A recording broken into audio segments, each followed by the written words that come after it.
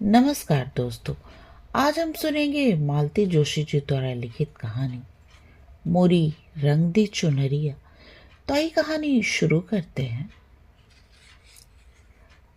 सफर की थकान इतनी थी कि बिस्तर से उठने का मन नहीं था, पर खुशी के मारे नींद नहीं आ रही थी। यह खुशखबरी किसी को सुनाने के लिए मन व्याकुल हो रहा था। कम से कम जया को तो पता नहीं पड़ेगा, नहीं तो वो मेरे प्राण ले लेगी। वैसे भी आज की खुशी पर सबसे ज्यादा हक उसका ही है। उसी ने इस रिश्ते के लिए इसरार किया था, वरना हम नौकरी पेशा लोग इतनी ऊंची उड़ान भरने के काबिल कहाँ थे। पर उसी के बार बार कहने से, दीदी मेरा मन कहता है मृणाल की शादी यहीं होगी। तेरे मुंह में घी शक्कर, सिर्फ घी शक्कर से काम नहीं चलेगा। चंदेरी साड़ी लूंगी, अरे बनारसी ले लेना, शादी तो होने दो। बनारसी साड़ी गौतम की शादी पर लूंगी, लड़की की शादी में तुम ज्यादा नहीं मोड़ूंगी। मृणाल के लिए मैंने जब से लड़के देखना शुरू किया है, जय उसे अपना कर्तव्य मान बैठी है। मृणाल पर अपनी अपार ममता दिखाती है। ऐसे वैसे घर की बात तो वो मुझे सोचने भी नहीं देती। एक ही तो लड़की है दीदी, उसे इस तरह निपटाने का भाव मत रखो। 1-2 साल में वो बूढ़ी नहीं हो जाएगी। देर लगे कोई बात नहीं, पर घर वर दोनों को खूब ठोक बजाकर देख लो। ये तो कई बार मजाक में कहते हैं, अच्छा हुआ प्रिंस चार्ल्स की शादी हो गई, नहीं तो तुम्हारी सहेली वही बात चलाने को कहती। मैं जया की व्यथा कथा जानती हूँ, इसलिए उसकी व्यग्रता समझती हूँ। पर इन लोगों को कौन यह समझाए, कितनी बार समझाए। जया 4 बजे कॉलेज से लौटती है, तब तक तो मुझे सब्र करना ही था, पर उसके बाद मैंने 1 मिनट की भी देरी नहीं की। टैक्सी में बैठे बैठे यही सोच रही थी, जया कितनी खुश होगी। खुश तो बाद में होगी, पहले तो मेरी अच्छी खबर लेगी। बिना बताए ही चली गई थी मैं, पर क्या करती, मजबूरी थी। मृणाल ने साफ मना कर दिया था। इसी शर्त पर वो जाने को तैयार हुई थी। लड़कियों का इस तरह प्रदर्शन करना हमें भी अच्छा नहीं लगता, पर वे लोग यहाँ आने को तैयार न थे। बोले आप लोग बिटिया के साथ यहीं आ जाइए। इन दिनों हमारी बेटियां भी अमेरिका से आई हुई हैं, उनसे मिलने के लिए सारा परिवार यहाँ इकट्ठा है। आप यहीं आ जाएंगे तो सबको सुविधा हो जाएगी। मन में ढेर सारी आशंकाएं लेकर हम लोग गए थे। लौटते वक्त मन खुशी से सराबोर था। मृणाल सबको भा गई थी। उन लोगों ने तो वहीं शगुन कर दिया। कहने लगे सगाई बगाई का चक्कर रहने दीजिए, आप तो जितनी जल्दी हो सके शादी का इंतजाम कीजिए। ये लड़कियां 1-2 महीना भारत में रहेंगी, तब तक ही शादी हो जाए तो अच्छा रहेगा। हम लोग किसी तैयारी से तो गए नहीं थे, जो कुछ पास था उसी से टीका कर दिया और शादी की तिथि निकलवा कर चले आए। मुश्किल से महीने भर का समय था और करने को कितना कुछ था। उन लोगों ने तो कह दिया था कि ज़्यादा टिम टाम की ज़रूरत नहीं, हम 20-25 लोग आएंगे, सपरिवार आएंगे, किसी होटल में इंतजाम कर दीजिए। शाम को फेरे हो जाएंगे, सुबह हमें विदा कर दीजिए। वे लोग तो इतना कहकर मुक्त हो गए, पर हमारे सामने तो प्रश्न चिन्ह खड़ा हो गया। इतने कम समय में कैसे कुछ हो पाएगा? लड़की की शादी कोई हंसी खेल है? मैडम कहाँ रुकना है? ड्राइवर ने पूछा तो होश आया कि मैं अपने गंतव्य तक पहुंच गई हूँ। जाके घर के सामने गाड़ी रुकवा कर मैंने जल्दी से पैसे चुकाए और उतर पड़ी। जैसे मिलने की कुछ इतनी बेसब्री थी कि घंटी बजाते हुए ध्यान ही नहीं रहा कि दरवाज़ा खुला है। मैंने कुछ झेंपते हुए घर में प्रवेश किया। तब तक बड़ी भाभी बाहर निकल आई। मैंने सोचा आप डांट पड़ेगी, क्या तुम्हें भी इस घर में घंटी बजाकर आना पड़ता है? पर भाभी कुछ नहीं बोली। मैंने भी क्षमा याचना करते हुए कहा, सॉरी भाभी, आपको डिस्टर्ब किया। जया कहाँ है? ऊपर कमरे में। ऊपर जाने का रास्ता भीतर वाले बरामदे में से होकर था। हॉल से गुजरते हुए ने देखा 4-5 औरतें बैठी हुई हैं। जया की माँ उनसे बातें कर रही हैं। पर सारा माहौल बड़ा गुमसुम सा है। मेरी बंगाली चौड़े पाड़ की साड़ी को उन्होंने इस तरह घूर कर देखा, मुझे संकोच हो आया।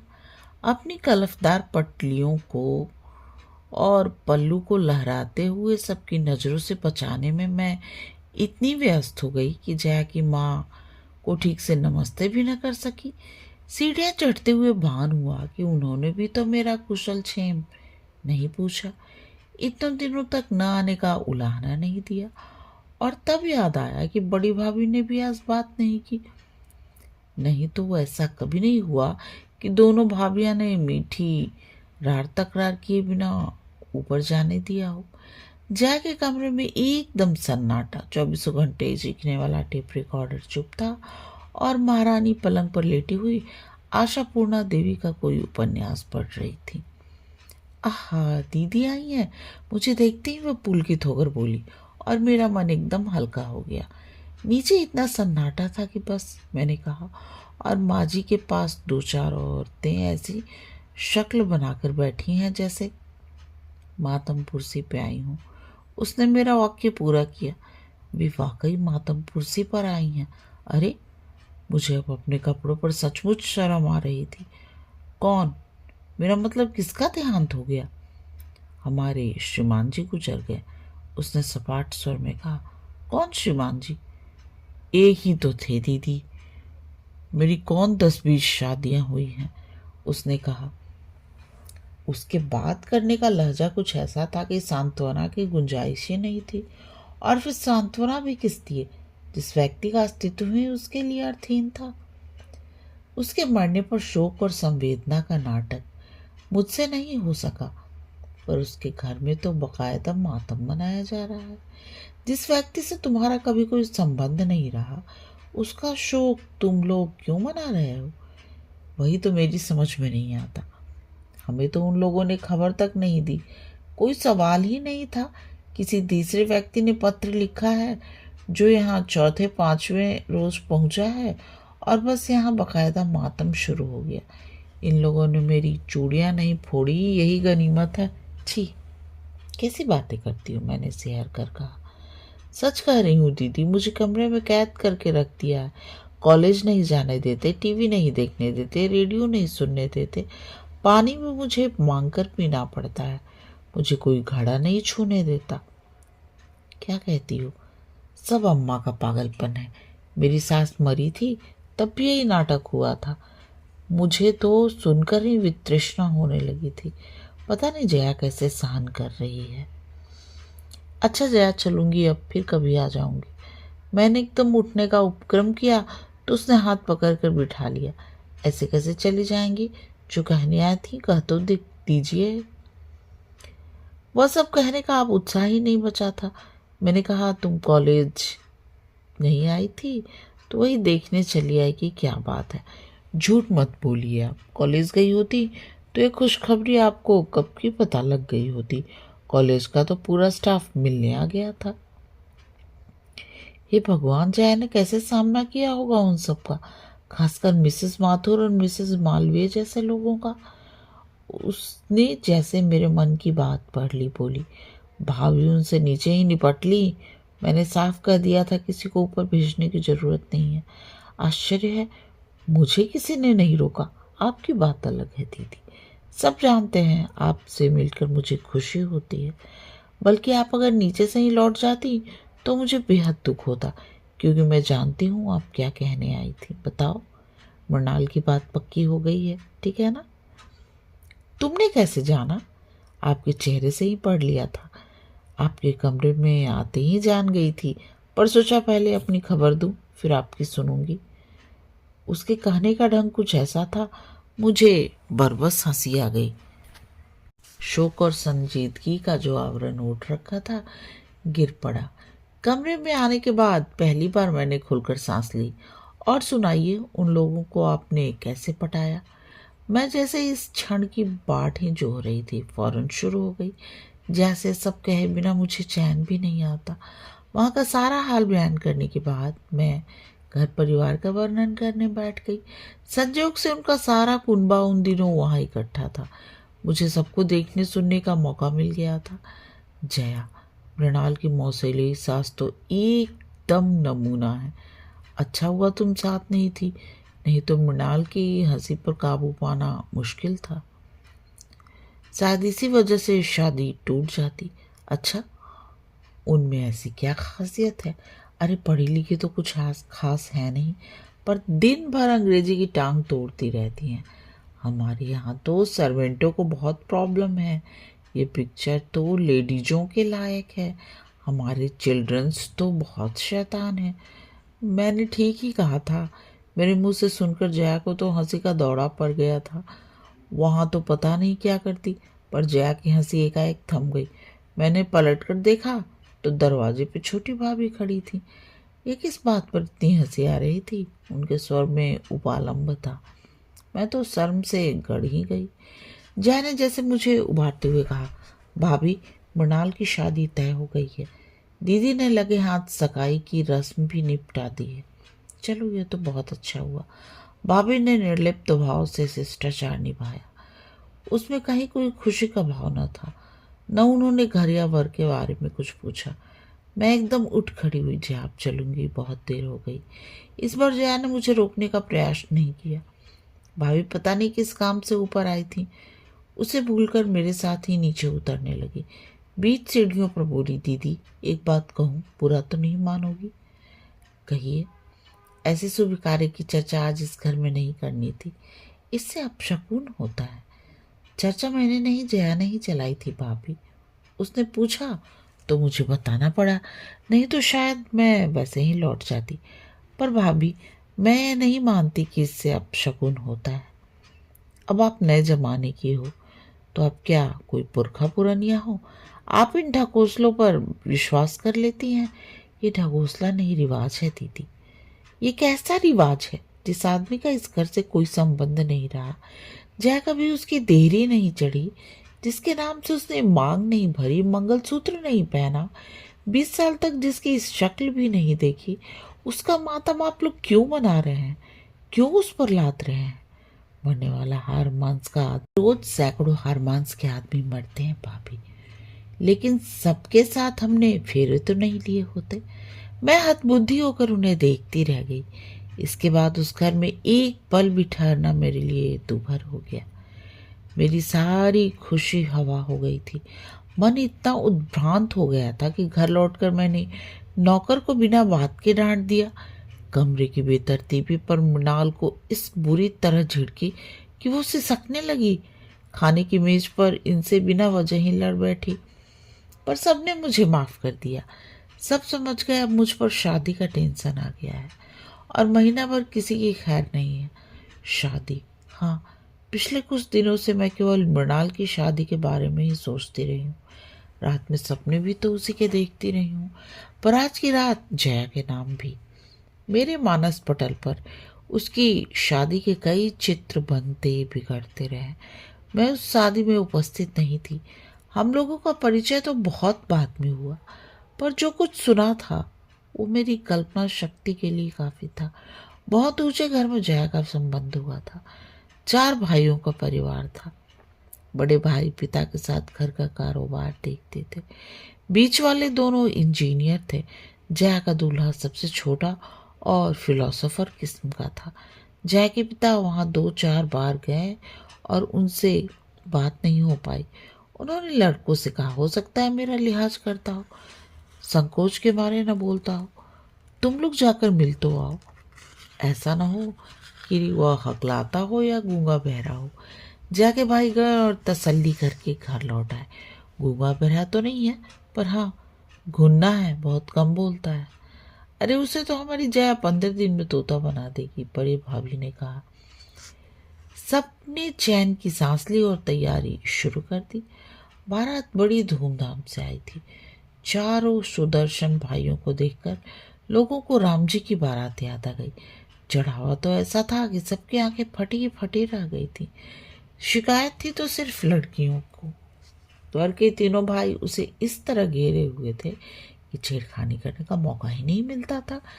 जयमाला तक तो ठीक था, पर जब बाकी सारी रस्मों पर भी वो बॉडीगार्ड की तरह साथ लगे रहे तो मेरी बहन ने चुटकी ली।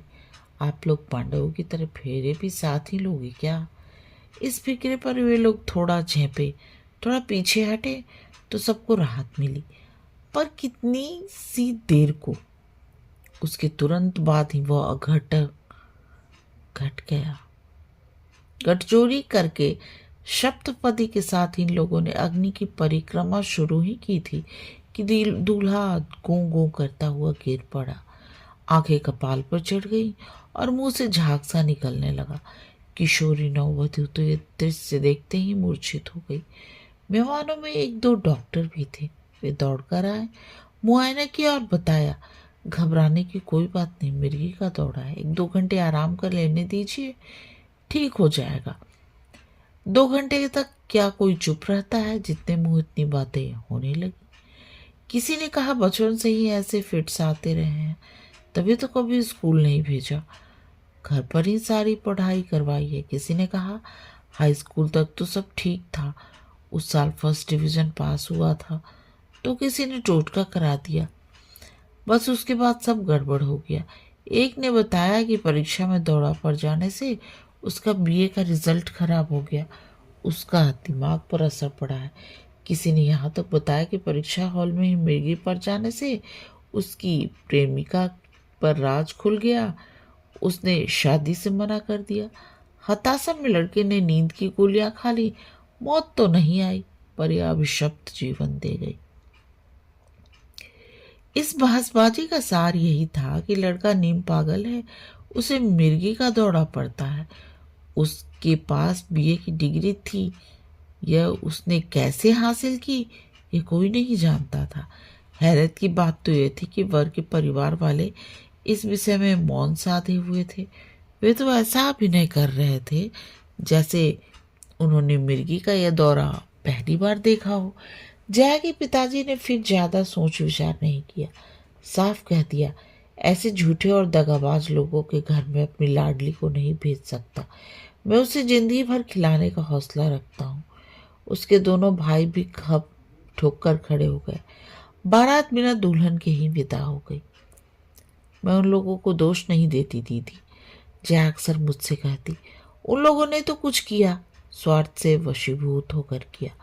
उन्होंने सोचा हो कि शायद बहू के बोलने प्रताप से या सेवा चाकरी से लड़का लाइन पर आ जाएगा। अगर पिताजी इतनी हठधर्मी ना करते या मैं भी भावुकता बस जाने का निर्णय कर लेती तो हो सकता है स्थिति में कुछ सुधार हो ही जाता। सिनेमा में, उपन्यासों में ऐसा होता भी है। पर दीदी, मुझे तो उन लोगों पर तरस आता है, गुस्सा आता है जिन्होंने इतनी बड़ी बात हमसे छिपाई। वे लोग हमारे रिश्तेदार थे, इन लोगों के पड़ोसी थे, वे सब कुछ जानते थे, पर उन्होंने हमें कुछ नहीं बताया, बल्कि रिश्ता भी उन्हीं लोगों ने सुझाया था। नहीं तो इतनी दूर हम क्यों जाते? दूरी के कारण ही पिताजी ठीक से अता पता नहीं कर सके। वे तो अपने बंधु बांधवों के भरोसे निश्चिंत बैठे थे। उन्हें लगा, पता था कि लोग इस तरह पीठ में झुरा भोग देंगे। बंधु बांधव और करते भी क्या है, मैं कहती। इसलिए तो कौरव पांडवों को कहानी बराबर दोहराई जाती है। दुनिया में रोज महाभारत होते हैं। इस हादसे के बाद साल भर तक जया घर में मुंह छिपाए बैठी रही। पर इस तरह कब तक चलता? कभी तो उस खोल से बाहर आना ही था। उसकी पूरी जिंदगी उसके सामने फैली पड़ी थी। मन को मजबूती से थाम कर उसने बीए की पढ़ाई पूरी की, फिर एमए में गोल्ड मेडल लिया और हमारे कॉलेज में लेक्चरर हो गई। मैंने और उसके एक ही दिन ज्वाइन किया था। हमारी दोस्ती भी की शुरुआत उसी दिन से हुई थी। हम दोनों की आयु में अंतर था, परिस्थितियां भी भिन्न थी। नौकरी मेरे लिए मजबूरी नहीं थी, एक भारी पूरी गृहस्थी थी। मेरे 2 बच्चे थे, पति अच्छे ओहदे पर थे। मैं अपनी डिग्रियों पर जंग नहीं लगने देना चाहती थी। 2 बच्चों के बाद भी मैंने विराम ले लिया था और करियर की शुरुआत की थी। लेकिन परिस्थितियों का यह अंतर हमारे बीच में बाधक नहीं बना। एक बार मन मिल जाए तो बाहरी चीजें गौण हो जाती हैं। हो सकता है हमारा कोई पूर्व जन्म का ही संयोग रहा हो। कितनी जल्दी हम एक दूसरे से घुल मिल गई। मेरे बच्चे तो उसकी आंखों के तारे थे। मजाल है जो कोई फरमाइश अधूरी रह जाती। मम्मी ने जरा कंजूसी की कि फौरन जया मौसी के पास शिकायत पहुंच जाती। अपने बच्चों को डांटना भी मेरे लिए कठिन था। फौरन मुझे जया की डांट खानी पड़ती। वो अपने मन का सारा संचित स्नेह गौतम और मृणाल पर लुटा रही थी। उनके लिए टॉफियाँ और खिलौने तो आते ही थे। हर साल सालगिरह पर एक नया स्वेटर भी वे पाते थे। मुझे जब जब पीहर की याद आती मैं उसके घर चली जाती। अम्मा जी मुझे खूब प्यार करती थी। उन्होंने एक तरह से मुझे अपनी बड़ी बेटी ही मान लिया था। उसकी दोनों भाभियां भी मेरा खूब स्वागत करती, मीठे उलाहने देती तो नए नए व्यंजन भी खिलाती। जया सचमुच भाग्यवान थी। नहीं तो ऐसे सहृदय भाई और स्नेही भाभियां अब कहाँ मिलती हैं। दिन बहुत अच्छे से गुजर रहे थे, पर कभी कभी मन बड़ा उदास हो जाता। लगता जया बेचारी यहाँ वहाँ खुशी खोजती फिरती है। उसे उसका हक मिलना चाहिए। उसकी गाड़ी फिर से पटरी पर लाने के लिए मैं खूब कोशिश करती। मैट्रिमोनियल्स पढ़ पढ़कर मैंने अपनी आंखें दुखा ली थी, पर जया कुछ जवाब नहीं देती, सिर्फ हंसकर रह जाती। उन्हीं दिनों मेरे मौसेरे भाई की पत्नी प्रसूति में चल बसी थी। पहला एक 4 साल का लड़का था। भाई तो जैसे पागल हो गया था। मौसी ने बड़ी ही करुण ढंग से लिखा था, योगेश के लिए कोई अच्छी लड़की देखूं। बच्चे को तो कोई भी पाल लेगा, पर इस समय जरूरत योगेश को संभालने की है। निसंतान हो तो विधवा भी चलेगी, पर लड़की सुशील हो और ब्राह्मण हो। मुझे एकाएक जया की याद आ गई। योगेश से अच्छा वर उसके लिए मिल नहीं सकता था। रूप, रंग, कद, काठी, विद्या, बुद्धि सभी दृष्टि से वे परस्पर अनुरूप थे। योगेश दुहाजू जरूर था, पर जया के साथ भी तो एक कहानी जुड़ी हुई थी। मैं मौसी को पत्र लिखने ही वाली थी, पर सोचा पहले इन लोगों को तो टटोल लूं। और ये मैंने अच्छा ही किया, नहीं तो बाद में मौसी के सामने लज्जित होना पड़ता। उस घर में इस विषय पर कोई बात करना ही नहीं चाहता था। भाभीियों ने मुझे अम्मा जी के पास छेड़ दिया और अम्मा जी ने पिताजी के पास भेज दिया। वैसे तो जया के पिताजी भी मुझसे बहुत स्नेह करते थे, पर उन्होंने मेरा जरा भी लिहाज नहीं किया और एक वाक्य में ही सारी बात खत्म कर दी। बोले, बेटी, उसके भाग्य में जैसे शादी लिखी थी हो गई। हमारे खानदान में लड़की बार बार हरदी नहीं चढ़ती। बात आई गई हो गई। हिंदुस्तान में लड़की की शादियां तो रुकती नहीं हैं। 4 महीने बाद ही योगेश का विवाह एक सुंदर सुशील कुंवारी कन्या से हो गया, पर जया का प्रश्न तो यथावत था। मैंने उससे कहा, जया, अपने गृह जीवन की गुत्थी तुम्हें ही सुलझानी होगी। कानूनी कार्रवाई में जो मदद चाहोगी हम करेंगे, पर पहल तो तुम्हें ही करनी होगी। वो बोली, दीदी, बुढ़ापे में पिताजी को दुख देने की इच्छा नहीं होती। इतनी बदनामी शायद वे झेल नहीं पाएंगे। जब तक जया के पिताजी जीवित रहे ये विषय फिर से उठाने का प्रश्न ही नहीं था। 3 साल पहले जब उनका देहांत हुआ, जया 35 पार कर चुकी थी। एक दिन यूं ही विषय छिड़ गया था तो बोली, इस उम्र में शादी करती क्या अच्छी लगूंगी? इतनी निकल गई तो आगे भी कठिन जाएगी। अम्मा भी क्या सोचेगी, जैसे मुझे बाप के मरने का ही इंतजार हो। इस निरानंद जीवन के अभ्यस्त हो चली थी जया कि परिस्थितियों ने फिर नया मोड़ लिया है। जो सुख कभी उसका था ही नहीं, उसके छिन जाने का आत्मीय स्वजन शोक मना रहे हैं और लोकाचार के इस चक्रव्यूह में वो निरीह लड़की बुरी तरह गिर गई है। शेष कहानी अगले दिन। यहाँ तक सुनने के लिए आप सबका बहुत बहुत धन्यवाद।